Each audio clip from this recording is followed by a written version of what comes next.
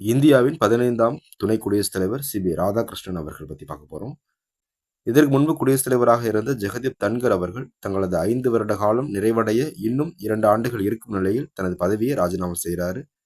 2025 September 9ஆம் தேதி இடைத்தேர்தல் நடத்துறாங்க. அந்த இடைத்தேர்தலில் வெற்றி பெற்று சி.பி. ராதாகிருஷ்ணன் அவர்கள் துணை குடியரசுத் தலைவராக பதவியேற்கிறார்.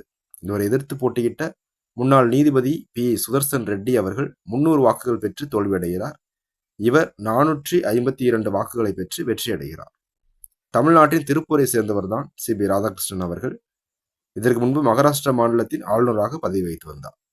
RSS இயக்கம் மூலம் அரசியல் நுழைந்த இவர் 1998 மற்றும் 1999 ஆகிய ஆண்டுகளில் கோயம்புத்தூர் லோக்சபை தொகுதியிலிருந்து பாராளுமன்றத்திற்கு உறுப்பினராக தேர்ந்தெடுக்கப்பட்டார். தமிழ்நாடு மாநில பிஜேபி தலைவராகவும் இவர் பதவி வகித்துள்ளார். ஜார்க்கண்ட், தெலுங்கானா, புதுச்சேரி ஆகிய மாநிலங்களின் ஆளுநராகவும் பதவி வகித்துள்ளார்.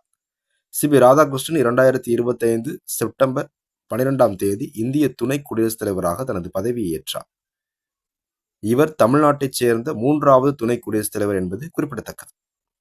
முதல் குடியரசுத் தலைவர் டாக்டர் எஸ். ராதாகிருஷ்ணன் அவர்கள், சர்வப்பள்ளி ராதாகிருஷ்ணன் அவர்கள் தமிழ்நாட்டில் திருத்தணி, அதாவது இப்போ திருவள்ளூர் மாவட்டத்தில் இருக்கக்கூடிய திருத்தணியை சேர்ந்தவர்.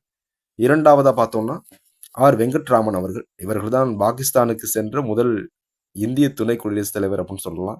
ஆர். வெங்கட்ராமன் அவர்கள் தஞ்சை மாவட்டம் பட்டுக்கோட்டை தாலுகாவில் உள்ள ராஜமடம் என்ற ஒரு கடற்கரை ஊரை சேர்ந்தவர் ஆர். வெங்கட்ராமன்.